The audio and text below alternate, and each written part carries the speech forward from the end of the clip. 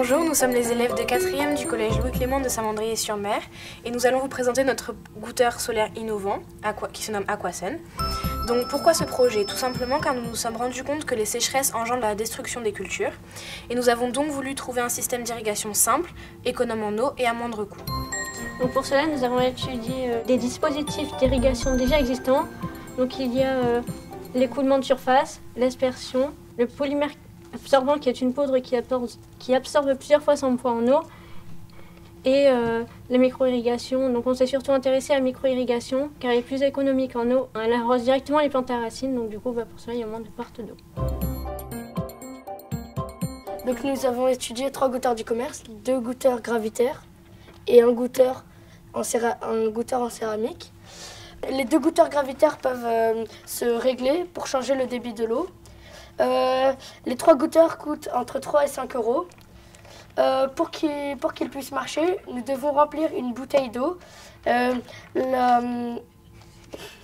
l'accrocher à un des goûteurs, la retourner, la planter dans la terre et percer un trou au-dessus. Nous avons mesuré les débits des 3 goûteurs, mais l'écoulement de l'eau étant trop lent, nous avons installé une application prenant des photos à intervalles réguliers. Malgré les bugs et les problèmes, nous avons quand même réussi à avoir les résultats. Cette étude a été menée en parallèle avec le CEA. Et en conclusion, seul le goûteur en céramique Aquasolo permet de vider une bouteille d'1,5 litre en 4 jours. Les 2 autres goûteurs ont soit un débit trop élevé, soit la bouteille ne se vide plus au bout d'un certain temps. Et ensuite, ils coûtent tous entre 3 et 5 euros et ce prix devient très vite important si le nombre de plantes et donc de goûteurs augmente. Nous nous fixons donc comme objectif d'avoir les mêmes performances que le goûteur en céramique, c'est-à-dire 1,5 litre d'eau pour 4 jours, que notre débit augmente avec l'ensoleillement pour répondre aux besoins des plantes, et qu'il coûte moins de 1 euro et soit fabricable par tout le monde. Donc on a cherché plusieurs solutions pour fabriquer notre goûteur, et dont celle-ci qui est celle de l'abreuvoir à oiseaux. Alors le principe est simple, on retourne une bouteille remplie d'eau dans un réservoir vide. La bouteille va se vider jusqu'à ce que l'eau arrive au niveau du goulot.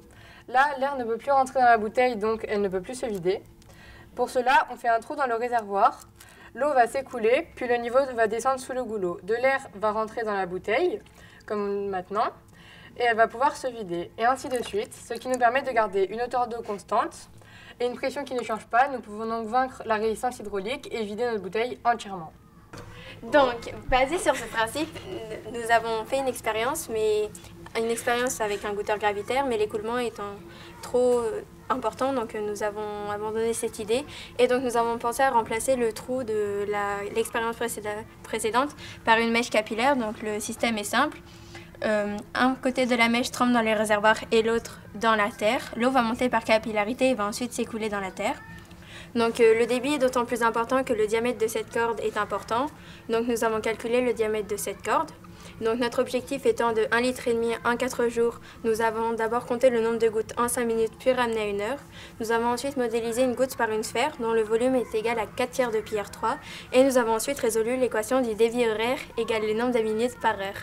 Et donc suite à ça, on a tracé un graphique et on a obtenu des résultats et donc il nous faut une corde d'environ 6 mm de diamètre pour vider une bouteille de 1,5 litre en 4 jours. Et donc en conclusion de cette étude, nous avons un goûteur qui coûte moins de 1 euro car ce sont des matériaux de récupération. Il est facile à fabriquer, il a une pression constante comme on a pu le voir dans l'expérience de l'abreuvoir à oiseaux. Et le débit varie en fonction du besoin en eau des plantes, soit en changeant le nombre de cordes, soit en changeant le diamètre de la corde. Le goûteur que vous a présenté ma collègue répond en partie à nos objectifs, mais il nous faut encore tenir compte de l'ensoleillement pour répondre aux besoins des plantes. Car en effet, elles perdent de l'eau durant la journée, elles perdent plus d'eau et transpirent car elles ouvrent leur stomate pour permettre l'échange avec l'extérieur, notamment de la vapeur d'eau. Et voilà, et nous avons pensé qu'en peignant la bouteille en noir, cela augmenterait la température de l'air, le ferait se dilater, augmenterait la pression dans la bouteille et donc le débit. Donc nous avons modélisé plusieurs expériences et la première eut pour but de montrer la différence d'évolution de température entre un récipient blanc et un récipient noir. Donc comme on peut le constater dans le récipient blanc, la température est de 26 degrés alors que dans le récipient noir, elle est de 32. Donc cela prouve que notre hypothèse était juste. Ensuite, nous avons voulu mettre en évidence la dilatation de l'air. Donc une lampe de 400 watts modélise le soleil et lorsque les bulles apparaissent dans la bouteille, c'est signe que l'air se dilate. Et nous avons voulu aussi montrer la différence de pression dans un récipient noir lorsqu'il est éclairé. Donc la pression du récipient non éclairé est de 1014 hectopascales, alors que si je l'éclaire, on voit nettement qu'elle augmente.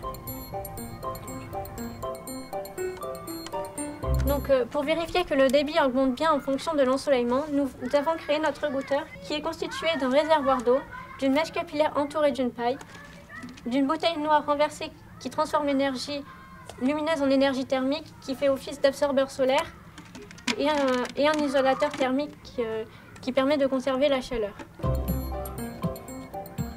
Donc on compte en faire un plus gros avec plusieurs mèches capillaires pour irriguer plusieurs plantes, pour l'utiliser pour le jardin des 6e de notre collège, et on envisage aussi de contacter une association humanitaire pour leur parler de notre projet et peut-être faire une collaboration.